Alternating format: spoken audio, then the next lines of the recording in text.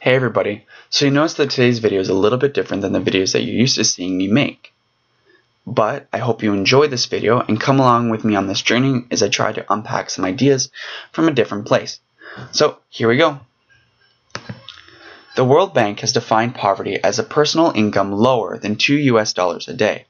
As a result, this definition has become a universally accepted standard for measuring poverty.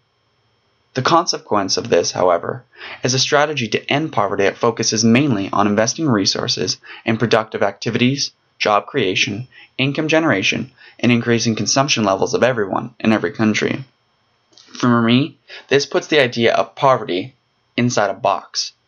The notion here is that if we invest in the economic development of the wealthiest countries, everyone else will benefit by means of a trickle-down effect. What is given to the top will supposedly make its way down to the bottom, which represents society's poorest individuals.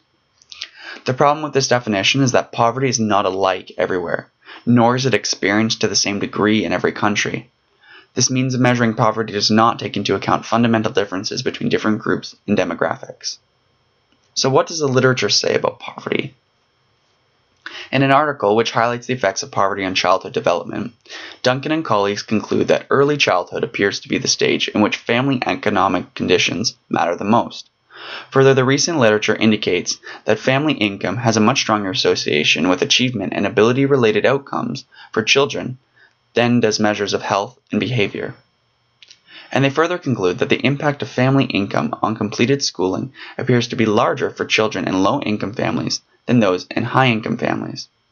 This relates back to the concept of choice versus chance, as we will see that individuals in low SES and those, members of marginalized populations, are disadvantaged by poverty in a way that doesn't allow them to express choice within their social environment.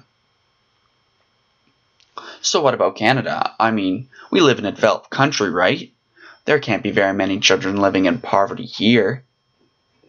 Actually, you may be surprised to know that 1 in 7 Canadian children live in a household that falls below Statistics Canada's low-income measure. In fact, despite parliamentary promises to eradicate child poverty in Canada by the year 2000, the number of children living in poverty has risen by 5.7% since 1989. Not surprisingly, this burden is felt disproportionately by marginalized groups within Canada, with 4 in 10 Indigenous children living below the poverty line. Now, how does poverty affect a child's educational performance? In an infographic I found that was prepared by TVO, a very clear link is drawn between poverty and the effect it has on a child's academic performance. Some stats that I found very startling were that child poverty accounts for 21% of the risk for poor school performance. Also, students living in families that earn less than $30,000 annually score 20 to 30% lower on the math and literacy portions of grade 3 EQAO when compared to children living in families who earn more than $100,000 a year. Another stat indicated that 50% of Ontario students who drop out of high school come from families with an annual income of less than $30,000 a year. So how do we tackle a big issue like poverty that intersects with so many areas of our lives? I mean, it seems like a daunting task.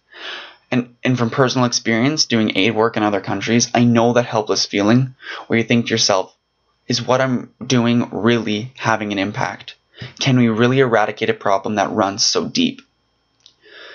But when I get bogged down like that, I take some time to think, and I'm reminded of a quote by Maya Angelou which reads, "You may encounter many defeats, but you must not be defeated. In fact, it may be necessary to encounter the defeats so you can know who you are, what you can rise from, and how you will come out of it." This quote inspires me and renews my optimism in our ability to tackle this and every issue of injustice or inequity. So my thinking is, let's start small.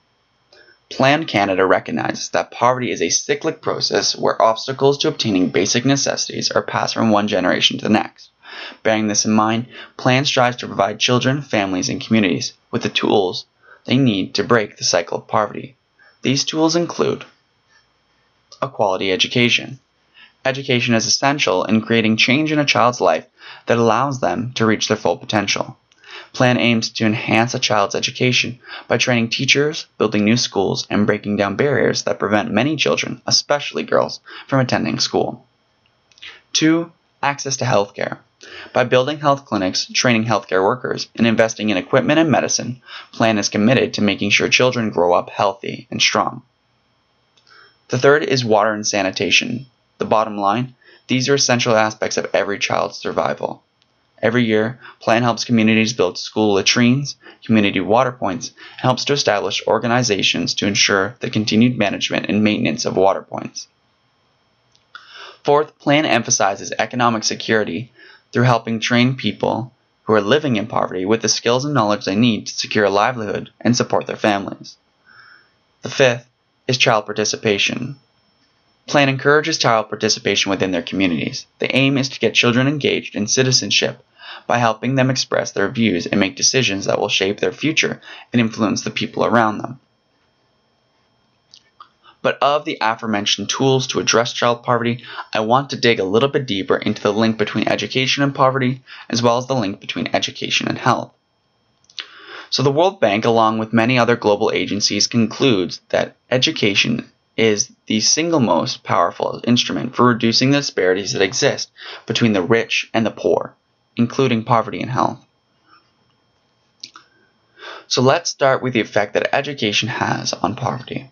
In a report prepared by the United Nations, it was concluded that if all students in low-income countries left school with a basic reading skills, 171 million people could be lifted out of poverty.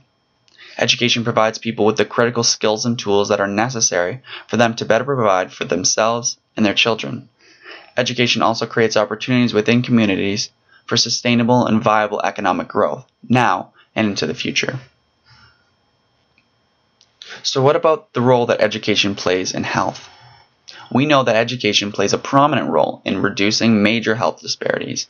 In general, the effects of poor literacy permeate many facets of a person's everyday life, including their ability to access healthcare services. When controlling for income, gender, and age, several studies have suggested that children of parents with limited literacy skills, as well as adolescents with limited literacy skills, are less likely to receive some of the benefits of basic preventative care. Further, the United Nations has concluded that with each additional year of the mother's education, there is a 5 to 10% reduction in the probability of infant mortality. This leads us to conclude that a reduced ability to apply preventative care measures results in non-urgent care needs becoming emergent. Now, I just want to end with a quote that I think kind of summarizes some of the concepts that we're talking about today. So, here we go. When you teach a man, you teach a person. But when you teach a woman, you teach a generation. Anonymous. Anyway, thank you very much everybody for watching today's video, and I hope you enjoyed it. Talk to you soon. Bye-bye.